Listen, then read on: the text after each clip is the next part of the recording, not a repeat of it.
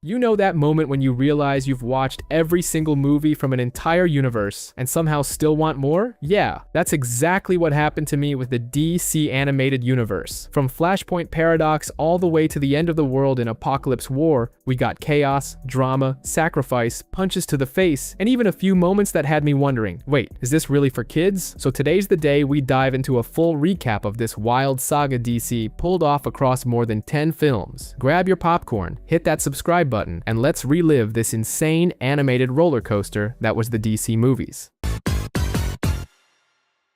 Barry Allen, the most easygoing speedster in Central City, was doing what he does best, hero on the run. Literally, in the middle of trying to save a girl in trouble, he suddenly freezes, like a gas station Wi-Fi, and hears his mom's old mantra echoing in his head. Accept the things you cannot change, have the courage to change the things you can, and the wisdom to know the difference. A great philosophy for life, one Barry hadn't exactly mastered yet. During one of those random runs, because bad things always happen on the easy ones, Barry and his mom share a sweet smile at a gas station. Picture a butter commercial moment? Could have been. But no. Happiness gets cut short like a director swap mid-scene. Tragedy strikes. Nora Allen, his beloved mom, is murdered. And at her funeral, while the priest says something beautiful, Barry can only think, if he had just run faster, maybe he could have saved her. Spoiler. Guilt becomes his new hobby. That's when Barry makes a choice. If he can't change the past, he'll find a way. Because superheroes always think they can outsmart the laws of time. In Central City's Grand Flash Museum, basically a never-ending Comic-Con shrine to himself, Barry gets ambushed by a squad of villains with names as ridiculous as their gimmicks. The Top, a dizzying spin freak. Mirror Master, the narcissist with mirrors. Heatwave, the firebug. Captain Boomerang, yes, still a thing. And Captain Cold, to balance out the climate. Of course, it's all a trap. And guess who's pulling the strings? The professional buzzkill himself, Zoom, with the classic master plan. Destroy the city and laugh about it. The villains strap some futuristic bombs to their belts because, naturally, bad guys love overcomplicating things. Barry's almost ready to accept he's about to be toast when the Justice League crashes in to do what they do best, steal the spotlight and save the day. Batman, Wonder Woman, Green Lantern, and Cyborg swoop in, hauling villains off like shopping bags. But Zoom leaves Barry with one last poisonous jab. You'll never be fast enough to save everyone, you fool. Barry swallows hard. The next morning, surprise, Barry wakes up to a world gone totally wrong, like seriously wrong. His mom is alive, his dad is missing, and to top it off, Atlantis and Themyscira are at war, like Game of Thrones with Wi-Fi. Desperate for answers, Barry races to find Batman, only to discover Batman is now Thomas Wayne. Yup, Bruce's dad. A plot twist straight out of a soap opera, with no powers, because hey, alternate universe rules. Barry decides to recreate the lightning accident. He douses himself in chemicals, lights up like a street vendor's fried snack, suffers through the agony, and, in true one more shot spirit, boom, powers restored. With Thomas Wayne as his unexpected sidekick, the plan is simple. Fix this timeline mess once and for all. While Barry struggles not to die again, the Atlantean-Amazonian War threatens to blow the planet to bits. Lois Lane? She's gone full undercover journalist, because of course that's just who Lois is. And Steve Trevor? He tried to rescue her, but sadly, he ended up a statistic, captured and killed by the Amazons. A tragic end for the poor guy. Superman, poor thing, is found looking scrawny, pale, and more like a TikToker than a hero, having been locked up in a lab since childhood. Still, he decides to help, even with the strength of a half-empty bag of rice. Oh, and there's a dramatic sacrifice too. Hal Jordan, future Green Lantern, tries to save the world, and fails miserably. London becomes the final battleground, with everyone fighting everyone else. Perfect setup for an apocalypse, right? Amid the chaos, Barry finally tracks down Zoom, who drops the ultimate bombshell. Barry, buddy, you were the one who screwed up the timeline by saving your mom. Devastated, sweating bullets and taking punches, Barry fights Zoom as the world literally blows up around them. Thomas Wayne, in an Oscar-worthy heroic moment, helps Barry escape. Knowing what he must do, Barry races back in time to stop his past self from saving his mother. It's a heartbreaking scene. He lets Nora go, accepting what he can't change. Now that prayer from his mom finally makes sense. Back in the present, timeline more or less fixed, Barry meets Bruce Wayne and gives him a letter from Thomas, a gift from father to son that crossed realities. Bruce reads it, tears up, Barry smiles, and we're left remembering that even at the speed of light, there are some things you just can't outrun. In Gotham City, where the kidnapping rate has hit an all-time high, and it feels like they're about to start raffling off the next victim, something new and even scarier emerges. Mysterious images are popping up everywhere. Could it be the so-called Batman, or just another urban legend to scare kids, who, by the way, are already playing I'm Batman Batman, while real danger lurks around the corner. Amid the chaos, a girl steps off the bus in full. This feels like a trap mode, makes a run for it, only to slam straight into a bizarre creature. But before he can even scream "Mommy," Green Lantern shows up, dark, sleek, and probably smelling like fresh leather. The girl gets saved, but he still says thanks with a healthy dose of suspicion, because in Gotham, even help usually comes with a hidden invoice. Meanwhile, the real Batman, yes, the OG, is hunting down a technological monstrosity, and just when it looks like he's about to fix the mess, who shows up? Green Lantern, all swagger and green glow, thinking he can fix everything with a flash of light and a ton of arrogance. The two butt heads, obviously, because Gotham is Batman's backyard, and Green Lantern thinks he runs the whole sector of the universe. Ego clash? Absolutely. And right at the critical moment, when the alien creature is about to arm a bomb, Lantern pulls the classic, "Relax, I got this." And guess what? Everything blows up. The bomb? Turns out it wasn't a bomb at all. It was a high-tech alien computer that even Lantern's cocky ring can't make sense of. Now suspicious, our heroes wonder, could this be Superman's doing? After all, when weird stuff happens, people love to blame the guy from Metropolis. Over in Central City, Dr. Stone and his squad of nerds are playing CSI with another alien device. Meanwhile, Victor Stone, his son, is trying to get his dad's attention after winning a big game. And Dad, too busy to even notice. Busier than a salesman on Black Friday. In a desperate move, Victor goes to talk to his dad at Star Labs. And surprise, the city gets hit by an alien explosion. Victor is seriously injured in the blast, right there in the lab, in a full-blown panic, because birthdays might be forgotten but crises aren't. His father saves him by grafting alien technology into his body. The result? Victor becomes half human, half machine, and 100% traumatized. Meanwhile, in Washington, Wonder Woman is finding out that being a hero in the modern world means dealing with protests and a bunch of jerks. After making everyone tell the truth, because Magic Lasso, hello, she takes a well-deserved break to discover the greatest modern wonder, ice cream. Honestly, it's the cutest moment amid all the looming apocalypse. Back in Gotham, Batman and Green Lantern go hunting for Superman, because of course, he's everyone's favorite scapegoat. Lantern attacks like a rookie in an RPG, and Superman nearly wipes the floor with both of them. Only Batman, with his signature glare and no-nonsense talking, manages to calm the big guy down. Then comes the big reveal. Alien boxes have been strategically placed around Earth. Cut to Apocalypse, where the ever-charming Darkseid, basically the HR manager of Hell, is informed that the Earthlings have caught on to the plan. His reaction? Casually order the invasion. Portals open, parademons rain down on Earth like it's a freak storm, and Victor Stone, now Cyborg, uncovers the real plot twist. The plan is to terraform Earth into Apocalypse 2.0. Amid the chaos in Washington, an unlikely team comes together. Superman, Batman, Wonder Woman, Flash, Green Lantern, Cyborg, and even Shazam, the kid in an adult's body hero, shows up to boost the squad. But then, Darkseid himself arrives, and the mood shifts from "we're winning" to "who the hell called this monster?" Green Lantern tries to play the lone hero and gets absolutely wrecked. Realizing they're a disaster when fighting solo, they come up with a plan. Blind Darkseid. After a battle worthy of a season finale in an anime, Superman is captured. Batman, with nothing but suicidal courage and a total lack of superpowers, sneaks into the Parademon's base to rescue his friend. Because, you know, being rich and deeply traumatized makes you do things like that. Meanwhile, on the surface, the other heroes hold the line. Cyborg manages to open a portal back home. He just needed a spark of energy. Enter Shazam, who, fueled by the equivalent of coffee plus an energy drink, delivers the final push. In the end, Darkseid is kicked back to Apocalypse, and Earth breathes a sigh of relief. The people, who just yesterday were calling the heroes a threat, now cheer them on as saviors, amid the banter and teasing, especially between Batman and Green Lantern, who bicker like high school rivals. A new feeling emerges. Something big was born here. They don't have an official name yet, but everyone knows. Together, they're stronger, and we already know the future holds something even greater for these heroes. In the kind of silence you only find in a post-apocalyptic library, Ra's al Ghul, striking his usual know-it-all pose, introduces Damian to his latest toy, the League of Assassins. Because, of course, family heirlooms can't just be an old sandal. They have to be a ninja army. According to Grandpa, the Earth needs balance, meaning, you know, wiping out a few humans so nature can breathe a little. Beaming with pride, Ra's al Ghul watches his grandson, already dreaming of the day Damian would stomp humanity into submission for its own good. But peace doesn't last long. A group of intruders kicks down the door without even wiping their feet, and the order is clear. Take the boy. Leading the charge? Slade Wilson, better known as Deathstroke, or, for those who prefer, the bitter ex-employee, Ra's al Ghul, caught off guard like someone finding out Netflix canceled another great series, demands an explanation, and gets one at the tip of a sword. The fight breaks out, and this isn't your average bar brawl. It's an old master versus a seasoned trickster. Ra's al Ghul shows he's still got some fight left, but Slade is in full, not playing around mode. The result? A fatal blow to the patriarch. Damien, switching to full-on telenovela panic mode, tries to drag his grandfather to the Lazarus pit. Too bad the miracle credit line had already been maxed out. No time for a proper funeral. Enter Talia, the most efficient mother since Sarah Connor, who swoops in, grabs her son by the collar, and whisks him off to Gotham. And guess who he's about to meet? Dear old dad, Batman. Cut to Bruce Wayne, in the middle of a random street brawl with Killer Croc, because that's just billionaire life. Back alley fights and mutagens in your pockets. Amid the chaos, Talia shows up and drops the bomb. Surprise! You have a son. Bruce reacts like any mature adult. Denial, shock, and very reluctant acceptance. Damien is brought to Wayne Manor, and naturally, he hates everything. The simplicity, Alfred, the bloodless walls, it's all weak stuff to him. But Batman lays down the law. No League of Assassins, no sociopathy for breakfast. Meanwhile, Deathstroke, already proving himself terrible company, kidnaps Dr. Langstrom.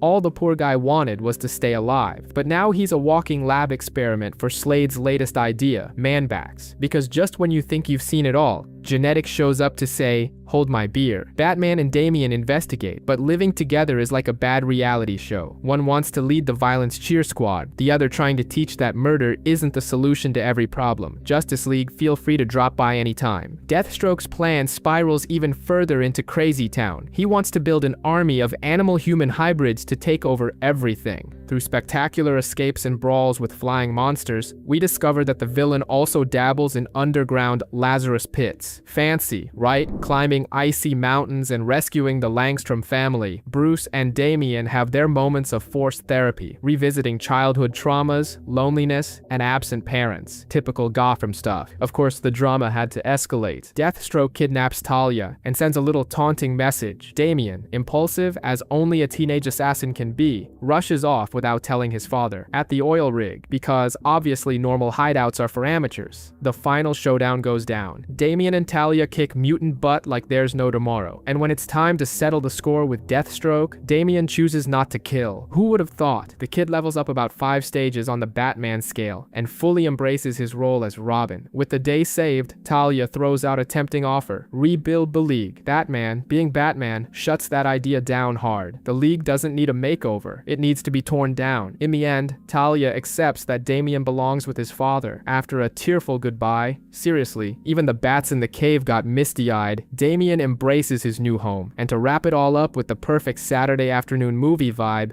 Damien asks if he can drive the Batmobile. Bruce smiles and says no. After all, being Robin is responsibility enough. Driving's a privilege for those who aren't still trying to stab their teammates. In the middle of the vast, immense, and mind-numbingly dull Atlantic Ocean, a father and his son exchange the kind of words only those with nothing much to talk about can understand. Short, but full of meaning. While the kid, previously hypnotized by a toy submarine, a proud 99-cent store find gifted by the dad himself, now won't stop talking about Superman. The father, having long accepted that spandex-clad superheroes have stolen his thunder, flashes that resigned smile, the one that says, yeah, I lost. He reminds the boy, not every hero needs a cape or underwear over their pants. They're out there, in the middle of nowhere, answering a distress call, because nothing screams exciting life choices like chasing trouble in open waters. But of course, movie happiness never lasts long. The sonar goes haywire, and strange things start popping up, like a lot of them, like we're so screwed level. They try to steer away, but for every move, more threats show up, like bills on payday. Impact is inevitable. Water floods the ship, and soon it's less a vessel and more a giant cocktail. In the nick of time, they manage to send out a distress signal, hoping someone, somewhere, is less busy than they are. Cut to Victor Stone, the still-in-beta cyborg, wrestling with his new tech-packed body, courtesy of his BFF scientist Sarah and his father Silas Stone. Between ignoring calls from Dad, relatable, and having tragicomic life flashbacks, Victor decides to check out the missing submarine himself. Involving the League? Nah, that's a later problem. Better to crash and burn solo first. Meanwhile, Clark and Diana are having the most philosophical romance in comic book history. They talk about loneliness, about being different, and other deep topics that could put a therapist to sleep on their own couch. Adorable? Yes. Kinda depressing? Also, yes. At the sadness bar, Arthur Curry is trying to drown himself in booze and bar fights. But of course, he doesn't go unnoticed. Some shady types start keeping an eye on him. And no, it's not romantic interest. Arthur, the ocean's most promising drunk, is a key piece in a much bigger game. On his solo mission, Victor finds out the sub was attacked. By hand. Literally. Handprints on steel. How fun. Even better. He's soon chased by creatures who think being friendly is a sign of weakness. He barely escapes before he becomes seafood. Meanwhile, the battered old Justice League starts to reform. Shazam and Flash show up late, because of course they do.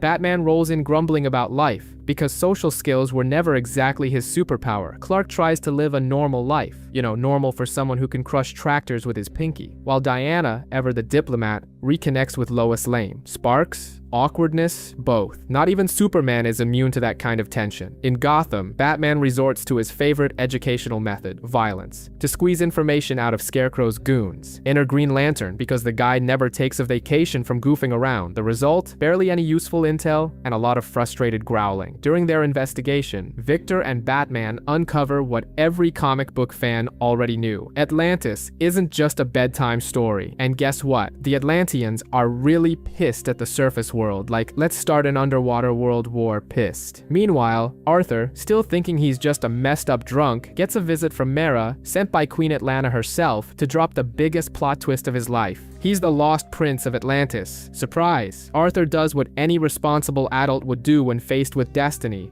Runs for the hills. But there's no escape. Fate's got his number. Deep in the ocean, Orm, Arthur's jealous half-brother, seizes the moment. He whips Atlantis into a full-blown military frenzy against humanity. He even murders their mother, because every good story needs a soap opera moment, pins it on the surface dwellers, and starts banging the war drums, driven by grief and rage, the go-to emotions for superpowered folks. Arthur faces off against Orm in a battle so intense it would make Poseidon cry in the shower. An apocalyptic tidal wave is unleashed on the surface, because if you're gonna destroy everything, might as well make it epic. The Justice League, still barely holding it together, scrambles to save as many lives as possible. Amidst all the chaos, Arthur finally accepts who he is, a hero, a king, and the unlucky guy who has to deal with all this mess. With trident in hand and a motivational speech locked and loaded, Arthur defeats Orm in true "I'm the protagonist, deal with it" the Atlanteans, realizing they'd been following a psycho with a major Oedipus complex. Quickly switch sides. The Justice League, now officially formed, celebrates their hard-earned victory for about 2 seconds before the camera cuts to Lex Luthor, still locked up, already scheming some apocalypse-level Black Friday madness. While Batman faces the world with that "just drank black coffee" expression, Robin decides it's the perfect time to play report a theft and threatens to call the cops over the stolen Batmobile. Because, the jokes must go on, even in the middle of a missing kids investigation, Gotham being Gotham. But since happiness is a foreign concept for these two, the mood quickly turns grim again. Between one wisecrack and another, Robin asks why on earth a city that sank years ago would have anything to do with kids vanishing in Gotham today. Batman, naturally, doesn't have a snappy answer ready. Instead, he drops an investigative bombshell. All the missing kids had toys manufactured there. Robin, frustrated at never getting an email, a text, or even a "good morning" in the investigation group chat, gripes about the total lack of communication. Batman, as always, stoic, unbothered, ignoring everything like only he can. Their trail leads them to Winslow Schott, better known as that one relative you pretend doesn't exist at family barbecues. The guy got locked up thanks to his own son, Anton. Except, plot twist, Anton died as a child, a victim of his own psycho dad. Good old traditional Gotham family values. Doll maker. He claims he loves children, so much so that he wants to turn them into dolls to protect them forever. Yeah, that's some next level twisted affection. A B-movie style brawl breaks out. Robin struggles hard against the temptation to split the villain in half,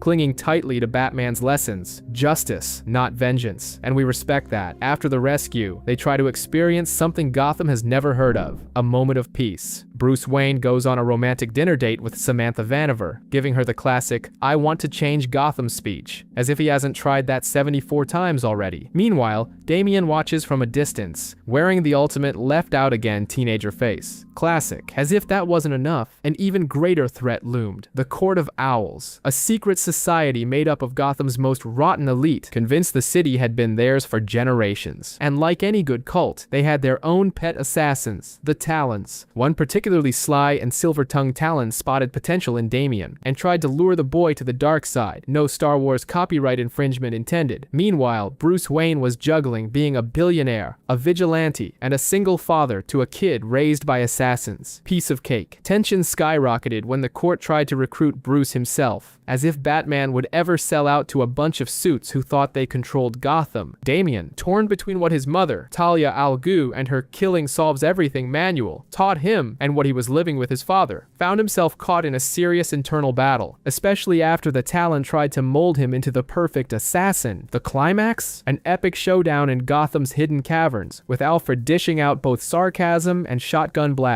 Nightwing, Dick Grayson, proving he's still a master at kicking ass, and Robin showing that character is a choice, not an inheritance. In the end, after all the brawls, the swallowed tears, and the advice from a certain wise British butler, Damian makes a choice few adults have the guts to make. He leaves to find himself. A monastery in the Himalayas awaits him, and perhaps a future of peace he barely believes he deserves. Bruce, broken but proud, lets his son go, betting everything on a belief he had almost forgotten. Sometimes, all we really need is a little faith. Gotham, the city that never sleeps, was pure chaos. The mob was losing ground, and new criminals were popping up like mushrooms after the rain. The trigger this time? Chucky Saul, a big shot in Black Mask's Mafia, was taken down in broad daylight, right in the middle of the street, by a gang of masked lunatics. Yep, Gotham had turned into a stage for some kind of techno-horror play. The classic crime factions were losing it, and rightly so. Meanwhile, back in the Batcave, silence. But not the meditative kind. No, this was the something's very wrong kind of silence. Because yes, Batman was gone, missing for weeks. The bat signal lit up the sky and no one answered. The city was orphaned, its favorite billionaire vigilante vanished, and it was spiraling into chaos. Even Alfred and Dick, usually solid as stone, were on the verge of emotional collapse. And who could blame them? It's not every day the Bat disappears and leaves the city to fend for itself. And if that wasn't enough, Kate Kane, our armored Batwoman with a suitcase full of unresolved trauma, decided to do what Bruce would do: investigate until it hurts. Along the way, she relived her personal trauma playlist: dead mother, missing twin sister, and guilt galore. Her talks with Dick Grayson revealed a more human, more broken Kate, and paradoxically, someone closer to Batman than she'd like to admit. Deep in Gotham's underbelly, where sunlight fears to tread, a new player entered the board: Heretic, a walking tank of testosterone and unresolved daddy issues, flanked by the deadly and loyal Onyx. This guy knew Batman's every move, every secret, like he had read the manual: How to be Bruce Wayne in 10 Steps, and one childhood trauma. And guess who ended up in his clutches? Damian Wayne. Yep, our little sociopath known as Robin. But the real kicker? Heretic turned out to be his clone, a jacked up doppelganger with an existential crisis and plans to suck Damian's consciousness dry. Like an anime villain monologuing about inner emptiness. For the first time ever, the kid felt real fear, and rightfully so. Facing a bulked up, unhinged version of yourself isn't exactly a walk in the park, and while all hell was breaking loose, Bruce Wayne, oh, Bruce, very much alive, just mentally hijacked by his favorite psycho ex, Talia al Ghul, brainwashed to become a living weapon at a global summit, because if you're gonna be a pawn in a world domination scheme, might as well do it in style in a tailored suit. But then, the Bat family had had enough. With Batwoman calling the shots, Batwing, Nightwing, and Robin crashed the summit in full Mission Impossible minus Tom Cruise mode. All hell breaks loose. Fights, betrayals, motivational speeches, family drama, and Bruce, caught in the middle, battling his own mind. And guess what? It worked. Thanks to an emotional plea from Damian and Dick, Bruce broke free from the mind control. Because in the end, love and trauma always win. Talia? She fled, of course. Like any good villain who knows when the plot is turned against her. In the rubble, the Bat family reunited, exhausted, battered, but alive. For the first time in forever, Bruce showed emotion. The world didn't end. Gotham survived. And not just because of Batman, but because of the dysfunctional family he built. Whether he liked it or not. Angela Chen, that reporter who probably thought she'd spend her career covering ribbon cuttings and cocktail parties, suddenly finds herself in the middle of absolute chaos. The Justice League is unveiling their brand new Hall of Justice, which, let's be real, is basically a giant please attack us beacon. And guess who crashes the party? Lex Luthor and the entire Legion of Doom. No, they were definitely not on the VIP list. Superman tries to keep it classy, reminding Luthor that technically they threw the first punch. You know, real festive atmosphere. Cue all-out brawl. Solomon Grundy does what he does best, smashing everything and everyone until he takes a Grundy smash to the face, strong enough to sedate an elephant, and decides to take a little nap. Meanwhile, Robin, because of course there's always a Robin who thinks he's the greatest thing since sliced bread, takes it upon himself to manage the crowd. In his mind, civilians are just pathetic sheep, and his arrogance is off the charts because, well, I'm Batman's son, and this city basically belongs to me. Superman and Wonder Woman do their best to keep things from escalating into full-blown civil war, but honestly, it's a lost cause. Damian Wayne, that walking teenage thundercloud with the charm of a wet cat, decides to go full rebel. Ignoring Batman's orders because nobody tells me what to do, he launches a missile into the middle of the chaos. Yeah, because things weren't already bad enough. Just when you think the disaster can't get any worse, one of the villains decides to play Dark Harry Potter and summons some seriously heavy magic. Raven immediately feels the bad vibes of Azarath kicking in, because guess what? Daddy Trigon is knocking at the multiverse's door for an uninvited little family reunion. In the middle of the mayhem, Damian throws a tantrum, picking fights with Batman and Wonder Woman, which ultimately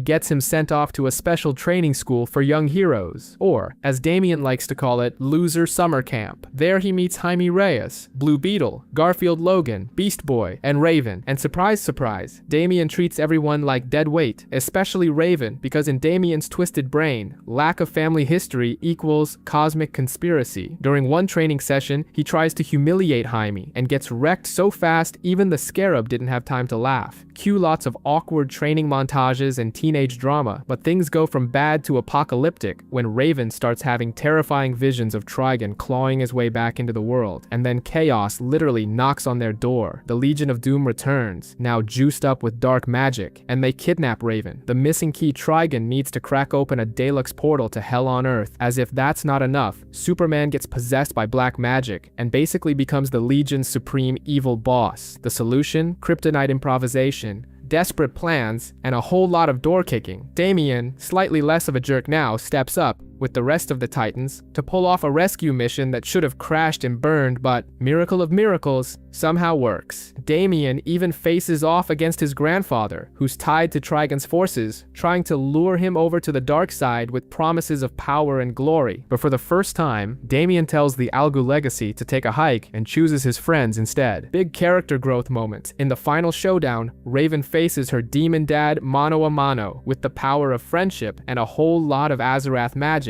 She seals Trigon back into the crystal prison, barely surviving, scarred but stronger. In the end, everyone carries their scars. Superman and the League breathe a little easier. The Titans grow up a little, and Damian, well, he grumbles a bit less. Raven chooses to become the Crystal's guardian, standing watch over her dark heritage. But at least now, she's not standing alone, because at the end of the day, even the darkest soul can be the light that saves the world, as long as they've got the right people beside them. Everything starts, as always, with chaos. Some random girl who probably just wanted to buy some bread gets attacked in the middle of the street and suddenly starts seeing demons everywhere. And not just it's Monday morning kind of demons, real ones. In full-blown panic, the poor guy begs for help, but to everyone else, he just looks like another lunatic yelling at a streetlight. And then, because things can always get worse, Wonder Woman shows up to save the day, only for the girl to mistake her for yet another monster and instinctively lash out, as anyone who's completely lost faith in humanity would. Meanwhile, it's like the whole world's running a horror-themed clearance sale. Model citizens start committing horrifying crimes, swearing they saw unspeakable horrors. Basically, like a second season of a show no one asked for. Batman, naturally, isn't buying this supernatural story. After all, there are only three things Batman believes in: technology, childhood trauma, and himself. Zatanna and company, however, warn that magic might, just might, be involved. Cut to John Constantine, the most lovable scoundrel in pop culture, playing poker with demons. Because, well, that's just a regular Thursday night for him. The prize? The House of Mystery, his charming little chaotic home. Everyone cheats, of course, but Constantine is so good at being dirty that even demons respect it. When the game inevitably goes off the rails, shocking absolutely no one, he calls in Etrigan, the Rhining demon, to settle things with a good old lyrical beatdown. Meanwhile, Batman, Zatanna, and Deadman, the acrobatic ghost who totally deserves his own show, use the House of Mystery, which is fully sentient and packed with attitude, to track Constantine down. Tension? Always. Because when the problem involves out-of-control magic and demons crawling out of the woodwork, it's a safe bet John's right in the middle of it. Investigating a house straight out of a horror special, Constantine and Zatanna find traces of some heavy-duty magic, using a mystical artifact, because seriously, when do they ever use something normal? Constantine taps into the victim's memories and uncovers an unknown entity causing the demonic visions. Tiny problem, the process almost scares Zatanna to death, and nearly pushes her straight into the dark side. Chasing down answers, they seek out Richie, a former Constantine ally, and find him barely clinging to his humanity, already half consumed by magical forces. The investigation heats up. The name Felix Faust surfaces, a sorcerer about as trustworthy as a telemarketing call. To get to him, they enlist Swamp Thing, who agrees, but only after a lot of grumbling. In the big showdown, Zatanna proves she's seriously powerful, but she also lets slip a glimpse of a darker side that leaves everyone a little nervous. In the end, they discover that while Faust is definitely a major pain, he's not the big bad behind everything. The real betrayal comes from where they least expected. Richie, corrupted by a certain Dreamstone, pulls a full-on Loki move and turns on the team. He's been orchestrating the whole mess to bring back Destiny, a malevolent entity with totally chill plans like, oh, just conquering the world through nightmares. Destiny returns full of swagger, taking over cities, and even a few Justice League heroes, because honestly, what's a villain without a little megalomania? Constantine, Zatanna, Deadman, and Etrigan cook up a plan that's more suicidal than strategic, launch a distraction attack using Deadman and Swamp Thing, while the others try to neutralize Destiny.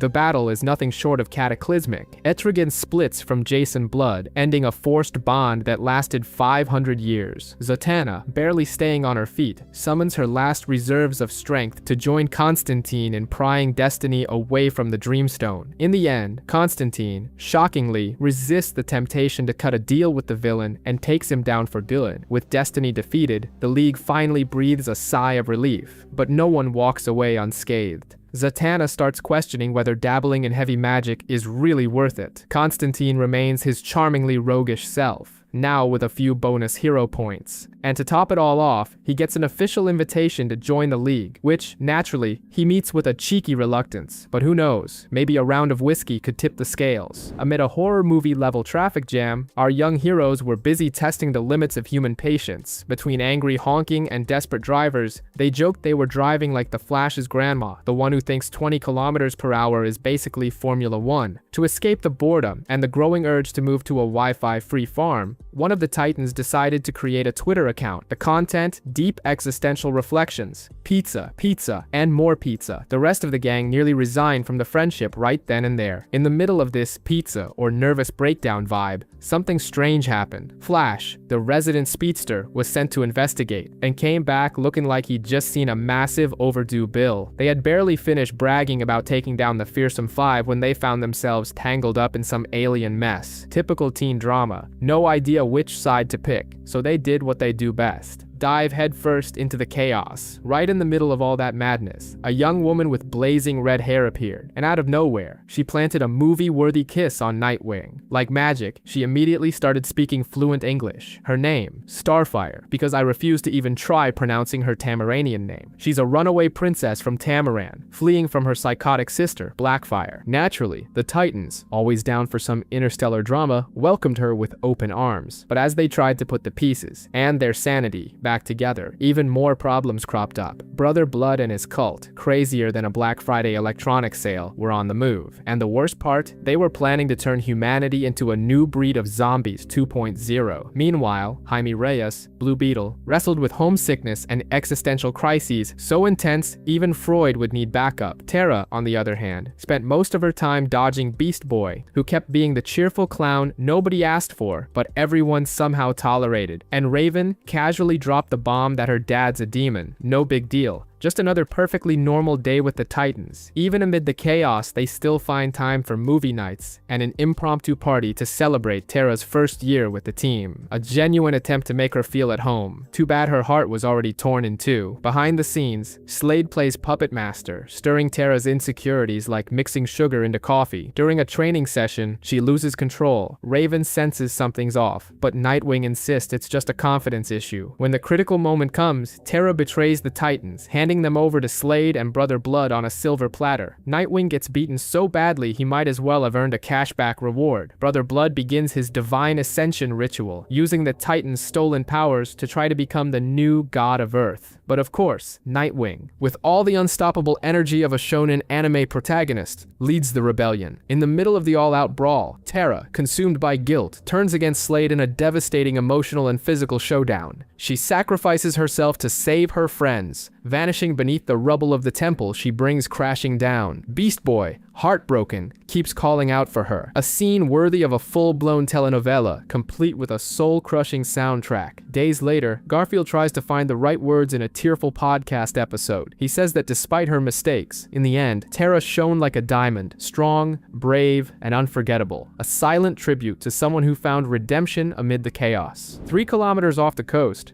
practically the safe distance between sanity and hell, Vertigo is still struggling to keep the ship steady. Meanwhile, Manta, that boss every company dreads, starts rallying the team of the desperate. The commotion begins. Floyd is ready, set, and vaccinated, which is more than can be said for Punch and Julie, who look more lost than Wi-Fi in the middle of the ocean. Between trading barbs, passive-aggressive jabs, and comments that could make even a therapist retire early, the tension is so thick, you could slice it with a butter knife. The reason, obvious. Everyone wants to be the boss without having the resume for it, but the real bombshell drops right in the middle of the chaos. The new target is Tobias Whale, a second-tier crime boss holding a flash drive so explosive it could easily be sold on the dark web as a corporate secret. With direct orders and Waller's classic fail and die pep talk, the merry band of misfits heads into action. Vertigo drops the crew into the battlefield like he's delivering pizza, fast, dry, and with zero guarantees. The fists start flying, and Deadshot, as always, proves he's the only one who actually read the job description. But of course, expecting things to go smoothly would be way too optimistic. Vertigo decides to switch sides mid-game. And yes, turns out he and Julie had a thing going on behind everyone's backs. Plot twist, telenovela level. Julie tries to play the innocent, begging Floyd not to let Waller take her out, throwing Vertigo under the bus faster than you can say betrayal. But baby, once Waller decides it's cancellation time, no tears or prayers will save you. One less name on the payroll. With the battlefield a little less crowded, new names make it onto the "This Will End Badly" list. Killer Frost, Copperhead, and Bronze Tiger. 3 unique talents, each one a walking disaster. And Waller, ever the apocalypse level HR manager, makes it clear. This time, it's personal. The objective? Recover a lost card that promises a VIP exit from hell. Whoever invented it clearly never had to deal with a bank, but here we are. The first step of the new mission is finding Steel Maxim, a former Dr. Fate, who's now pretty much a walking punchline. The trail leads to a show so bizarre, it could make Vegas look understated. And there, the ugly truth jumps out. The card is real, and literally a backstage pass to the afterlife. To make matters worse, guess who else wants it? Vandal Savage and Zoom, the latter somehow still kicking, even though Death seems to be on a sabbatical. What follows is a full-blown horror show. Betrayals pop up like weeds. Savage proves he's a premium-grade scumbag by implanting the card inside his own body, making it impossible to retrieve without a little light murder. Zoom naturally isn't about to pass up the chance to push his half-baked plan forward, even half dead. Killer Frost, cool and lethal like a spoiler in the family group chat, handles the situation her way. She freezes Savage and plunges everything into chaos, and instead of becoming the office hero, she pulls the classic ghost move, disappearing with the card tucked under her arm, leaving everyone behind like extras on a canceled show. What started as a chance at redemption mission ends in the usual way. Betrayals, death, and the bitter taste of never trust your co-workers. Deadshot, now holding the card, faces Waller with that look that says he knows it doesn't matter what he does, hell is just around the corner. And in the end, tired, grumpy, and half-broken, he mutters the last line. Maybe, just maybe, they'll meet in heaven if the GPS doesn't screw it up. Everything begins, as it often does, in Metropolis, a city that seems to attract disaster like a magnet. This time, the chaos takes the form of a high-profile hostage situation at City City Hall. Staged by thugs armed to the teeth with advanced tech that clearly reeks of intergang's dirty handiwork, the criminals lounge around, cocky and waiting for some caped do-gooder to crash their party. And right on cue, soaring in like he doesn't have a single bill to pay, comes Superman. Before the crowd can even finish snapping selfies of the chaos, the Man of Steel disarms the futuristic weapons, rescues the mayor, and delivers his classic no-nonsense speech. "No one destroys my city and gets away with it." After the dust settles, Superman runs into a few old friends. Bibbo, the city's most beloved retired sailor, asks for a photo to hang in his new bar. The Aso Clubs. Jimmy Olsen, the unluckiest photographer in the galaxy, actually manages to get the shot on the first try, for once. Superman flashes a warm smile, but doesn't linger. Good heroes, after all, don't have time to sip coffee. Meanwhile, cleanup duty, yet again, falls on the Flash. Grumbling like the lazy speedster he is, he makes a troubling discovery. The criminals' weapons aren't just random high-tech junk. They're a hybrid of Earth technology and components from Apokolips, the kind of thing that even gets Batman's red alert sensors blinking. Solution? Time to call in the experts, Silas Stone and John Irons. On the personal front, Superman tries to juggle hero work with his love life, setting up a date with Lois Lane. She shows up in full flirt-by-teasing mode, joking that he's starting to look old. But today's conversation is serious. Lois wants to reveal Superman's true identity to the world, the last son of Krypton. During a tour of the spaceship that brought Kal-El to Earth, they activate a crystal, and, surprise, a holographic Kryptonian caretaker appears, offering a treasure trove of information about the House of El and Kryptonian lineages. A spectacle enough to leave even the sharpest reporter speechless. Lois is moved, of course, but the journalist in her kicks in. A groundbreaking expose is coming. Meanwhile, deep inside Clark's mind, a different dread grows, introducing Lois to his human parents. Clark, predictably, freezes up, because opening your heart can be harder than fighting an alien warlord in a power suit. Lois, armed with the patience of someone who's interviewed actual aliens, keeps pushing until he finally agrees. Across town, Silas and John confirm the worst. The tech used in the hostage crisis is part alien, part human, and funded with serious money. Wayne Tech, LexCorp, the possibilities are wide open. Lex Luthor, still stuck at home under electronic surveillance and dripping with cynicism, swears he has nothing to do with it, and, of course, no one believes him. Meanwhile, in Earth's orbit, the Excalibur space mission goes horribly wrong. An abnormal meteor punches through the spacecraft, triggering a catastrophe. Superman rushes to save the astronauts, but even he can't stop the worst from happening. Something monstrous is hitching a ride on that meteor, and it's heading straight for Earth. Back at the Daily Planet,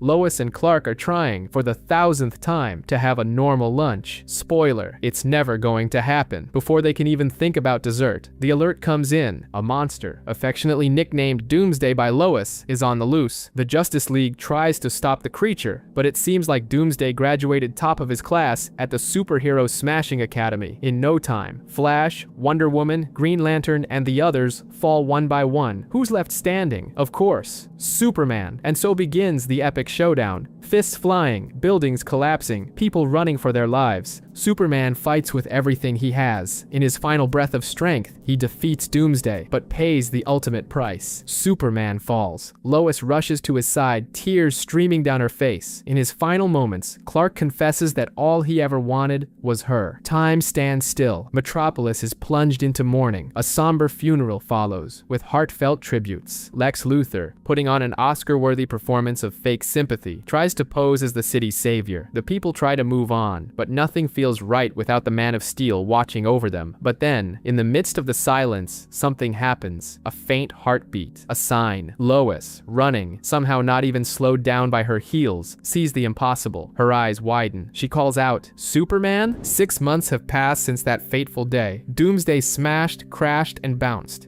and the world is still deep in mourning. After all, it's not every day that Superman, the last Boy Scout of Earth, bites the dust. In the vacuum left behind by Kal-El, a few big shots have stepped up, trying to fill the gap, or at least snatch a few minutes of fame. One of them is G. Gordon Godfrey, an old-school influencer, or so he thinks, who decided the latest hype is to tell the supers to hit the road and convince everyone they can be their own hero. because apparently trusting the Justice League or the Titans is for suckers now. Meanwhile, Kent Grant, never one to miss poking at open wounds, interviews Godfrey, who's more sour than spoiled lemonade. He trashes the new Superman that popped up out of nowhere. Spoiler alert, despite the hate, these newbies are actually doing a decent job. But then disaster strikes the Excalibur shuttle, and suddenly everyone's wondering, trusting these 2.0 supers, is it a death wish? On the other side of the heartbreak, Lois Lane is barely holding it together. She misses Clark with a pain that not even a soap opera could dramatize enough. To make it worse, Lois Lane quits the Daily Planet because staring at Clark's empty chair every day wasn't exactly good for his mental health. The Kents visit Lois, and amidst the tears and memories, a theory emerges. What if one of these new Superman is Clark on some kind of DLC mode? Lois wants to believe, but deep down, she knows she'd recognize her man even dressed as a zombie. Desperate for answers, she teams up with Wonder Woman for an impromptu therapy session. Over coffee, laughs, and emotional confessions, they realize even the Justice League has no clue who these new supers are. So Lois, being Lois, decides she'll crack the case herself, because relying on anyone else? Yeah, no thanks. Meanwhile, at LexCorp, Lex Luthor, still the reigning soap opera villain, unveils his latest monstrosity, a Superman straight off the LexCorp assembly line, a clone to be specific, because nothing says trust me like a Superman made by a bald megalomaniac obsessed with killing the real deal. A guy named Donovan tries to spill the beans, but Lex shuts him up real quick, and from this madness, Superboy is born, a teenage clone with super strength and a TikTok brain, impulsive, arrogant, and annoying Lex just enough to make it entertaining. But wait, there's more. Enter the Eradicator, a sunglasses-wearing hardline moralist Superman who's basically that uncle who won't shut up about how things were better back in my day. He sees himself as the ultimate guardian of Krypton's legacy, and, spoiler, he's actually protecting the real Superman's body while it slowly recharges. And the freak show continues. Here comes Cyborg Superman. Half man, half broken dream, he pounds his chest claiming he's the real Superman, reprogrammed. Lois, skeptical as always, digs for the truth, and the cyborg knows disturbingly personal details about Clark. Still, something about him smells fishier than 3-week-old cheese. Behind the curtains, the real horror show unfolds. Darkseid, that cosmic boomer who just can't take a loss, is manipulating Hank Henshaw, the real monster inside that robotic shell.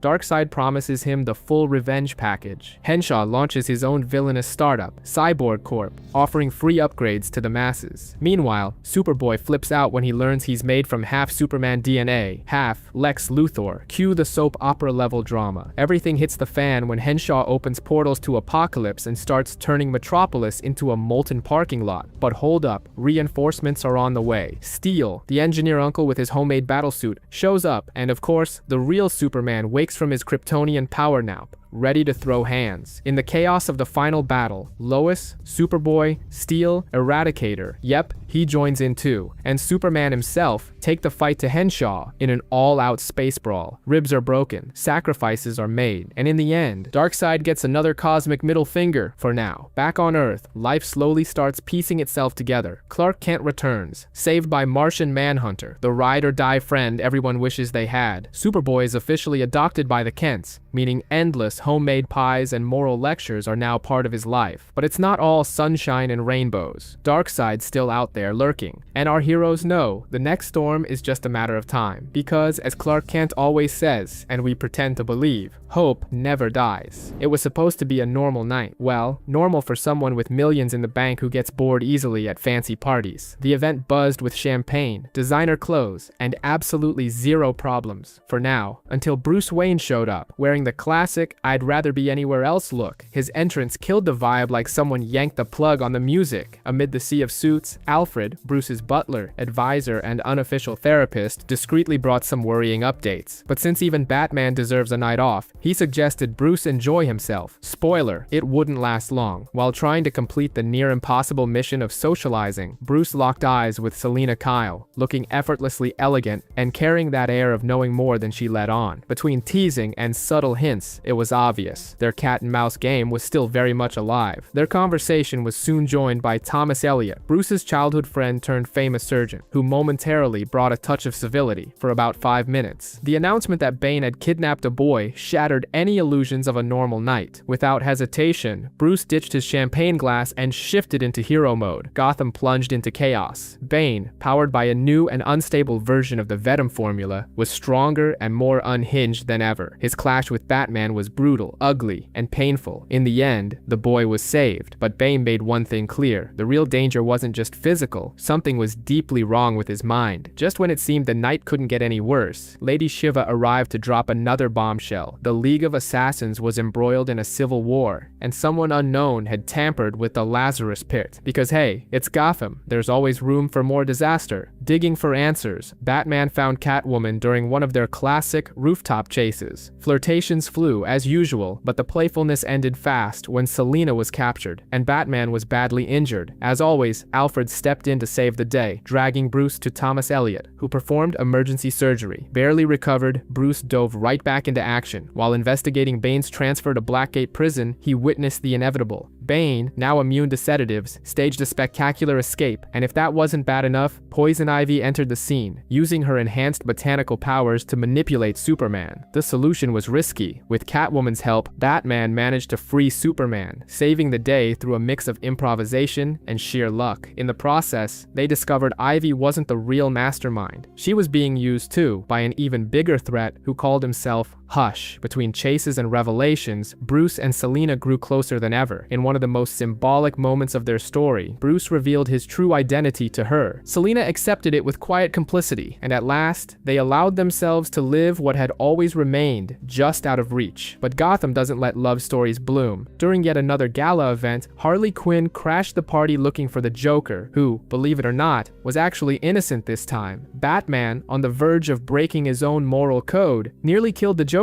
but was stopped at the last second by Jim Gordon. The pieces started falling into place. Thomas Elliot was dead, but the true Hush turned out to be the Riddler. After plunging into a Lazarus Pit, Gotham's old nemesis gained more than just a second chance at life. He was consumed by delusions of grandeur. The final showdown was bloody and deeply personal. Even after everything, Batman tried to save the Riddler, because being who he is means never giving up on saving lives, even those who don't deserve it. It was no use. The Riddler died anyway, and with that, everything fell apart. Selina realized that loving Batman meant living forever in the moments that never truly happen. She said goodbye, knowing Bruce could never walk away from the mission he carries. Alone, swallowed by shadows, Bruce could only whisper into the emptiness. Someday, in the midst of the traditional military chaos, because if there's one thing the army excels at, it's losing control. Captain Trevor is buried deep in Sector 509, struggling and failing to track UFOs popping up on the radar like popcorn in a hot pan. The tension? Off the charts. In a matter of seconds, boom! More explosions than the finale of a telenovela, widespread pandemonium, and total blackout. Trevor wakes up thinking he kicked the bucket and made it to heaven. Spoiler alert, he didn't. Standing before him is Diana, looking like she just walked out of a war-themed fashion editorial, calm, regal, and composed. She gently reassures him, relax, you're still breathing. The catch, Trevor literally crash-landed in Themyscira, home of the Amazons, where men are rarer than free Wi-Fi. Always the gentleman, Trevor jokes that he was rescued by a princess. Diana, patient with the wisdom of centuries spent on the island, tells him to calm down and takes him to an advanced medical center known as the Purple Healing Ray. Trevor, of course, wants to bolt. He needs to warn the world that sinister creatures are working overtime in the skies. But surprise! As the first man ever to set foot on Themyscira, protocol demands he be detained until further notice. Trevor protests desperately, but bureaucracy is bureaucracy. Diana, not one for rigid rules, makes a bold choice. She defies her mother, Queen Hippolyta, frees Trevor, and plans their escape, knowing full well the consequences would be far worse than just being grounded. Cue the Oscar-worthy drama. Diana confronts Hippolyta, declaring that she must do what's right, even if it means leaving everything behind. With a heavy heart, she accepts her exile. Together with Trevor, she crosses the boundary of the island, determined to save the world of men, fully aware she might never see her home again.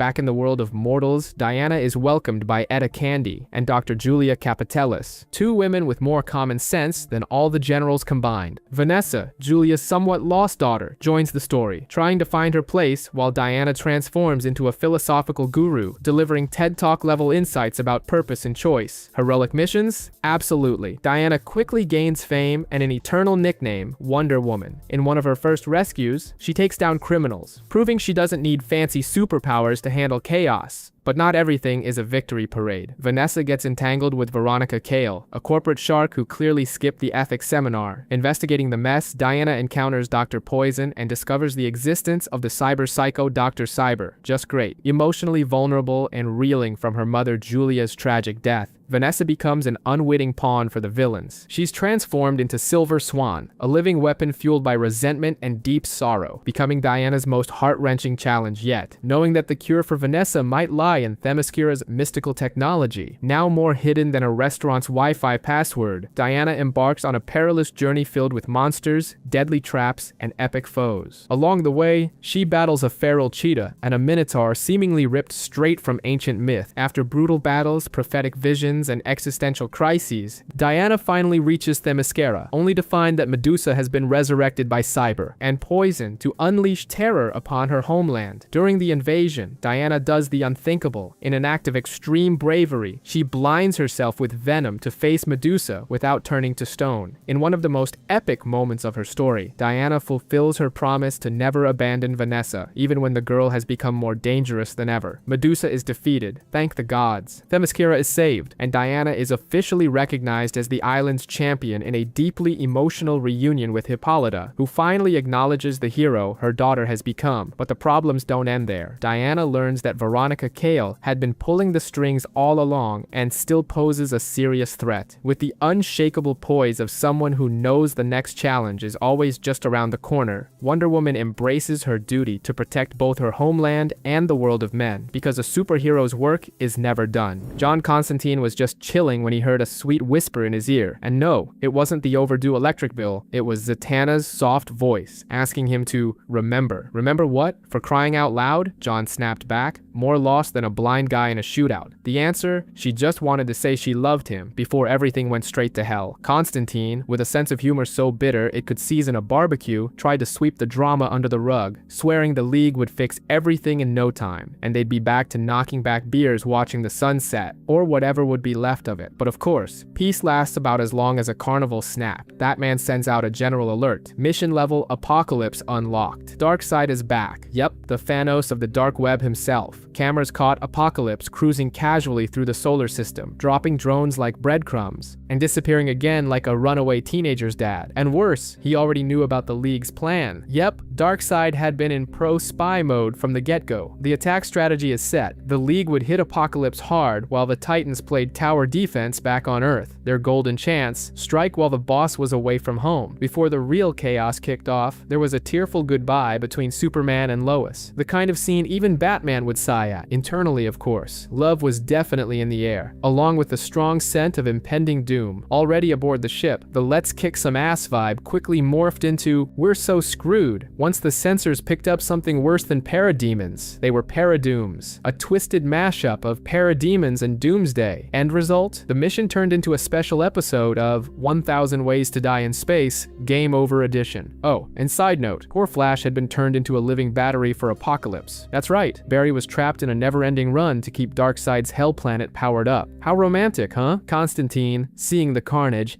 did what any traumatized Brit would do. He buried himself in a pub and became a major shareholder in whiskey. Clark Kent, now scarred up like a CW series lead, found John and tried to drag the magician back into the fight. After a whole lot of whining, drama, and liquor, Constantine finally agreed. The resistance started to take shape. Lois Lane recruited the Suicide Squad, Harley Quinn, Captain Boomerang, King Shark, the deadliest, cuddliest shark ever, and a bunch of other maniacs. The plan? Steal tech from LexCorp to open a portal straight to Apocalypse. The operation was beautiful chaos. Teams blew up the magma-sucking machines while the main crew stormed LexCorp with flying kicks and zero chill. All this while, Earth was already going down the drain, losing 31% of its core and getting as unstable as a politician during election season. In the middle of the chaos, Damian Wayne, the most unhinged kid in modern psychology, faces off against Batman, who's been programmed into a zombie-like robot by Darkseid. Damian tries to save his old man and pays the ultimate price. His sacrifice finally breaks Darkseid's control over the Dark Knight. Cue the drama. Full-on soap opera levels unlocked. Meanwhile, on Apocalypse, things go from bad to catastrophic. Constantine and Raven, scraping up magic from the bottom of hell itself, unleash none other than Trigon, the Deluxe Demon Lord, and Superman. He gets partially possessed by Trigon, because why not? If it's going to go wrong, might as well go big. The result? A final showdown of intergalactic proportions between Superman, Trigon, and Darkseid. A beatdown so epic, even the Norse gods would give a standing ovation. Meanwhile, poor Cyborg, tired of being everyone's glorified Wi-Fi, makes an epic decision. He traps Darkseid and all the Paradooms forever in a barren dimension. As a bonus, he teleports the entire planet of Apocalypse straight into the void. Goodbye, Darkseid. Safe travels to wherever the hell you're headed. Victory? Not quite. Earth is shattered, missing chunks of its core, and its rotation is totally messed up. Basically, it's either going to freeze like Elsa or melt like a marshmallow at a bonfire. Amid the disaster, Flash, our tireless hamster on the wheel, is given the heartbreaking mission: create another Flashpoint. A full reset, a shot at a less broken world. Barry, with that familiar "I'm so done with this" look, agrees. And so, off he goes again, running, tearing through dimensions, risking everything for the chance to make things right, or at least to screw things up a little less this time.